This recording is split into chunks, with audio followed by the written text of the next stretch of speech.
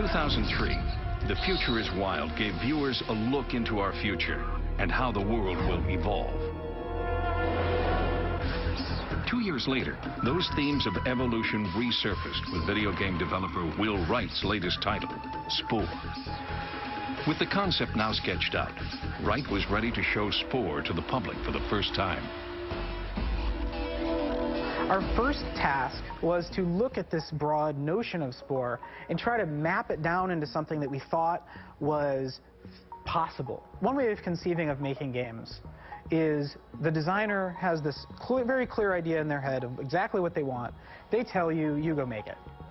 This is not at all how Spore was made. You know, you didn't really see them making a lot of game, but you'd be able to go over and see that they were having fun and they were, you know, really just exploring the possibility space of what they could create. They basically made a series of smaller prototypes, really small pieces, like a little evolution sim, a gravitational simulator of a solar system, a gravitational simulator of a galaxy. They'd made all these things in OpenGL as separate applications, and they'd sort of glued it all together into one monstrosity of a powers of 10. So you could just start out at the single-celled organism, just keep wheeling, you know, using the mouse wheel and keep pulling back and pulling back and pulling back.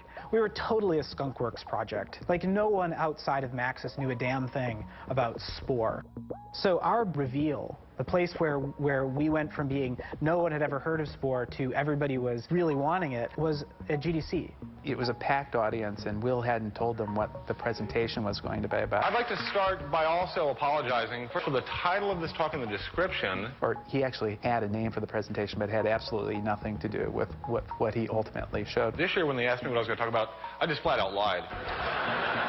It was something obscure like the future of creativity in games, or it was the future of content. So I'm not really going to talk about the future of content. What he showed was a rough demo of Spore. Sitting in that room, it was at the Game Developers Conference, and watching the crowd and hearing the crowd react to the first time they saw Spore absolutely sent chills down my spine. Once he had shown, you know, going from one level to the next, going from cell to creature and then to tribe, and as he kept zooming out, you could hear audible gasps. Like, as one, they took a breath and went, He pulls back from the planet and like goes to visit another planet and like blows up the planet, and like the guy in the row in front of us stands up and starts bowing. You know, people got on their feet, gave him like a 5-minute standing ovation because the idea was just so startling and fresh, and they all got it. It was complete mayhem. We had people coming up to us going, "Are you really making that?" Everybody was pretty much thinking, oh, they're almost done, great, we'll be seeing this in a few years. But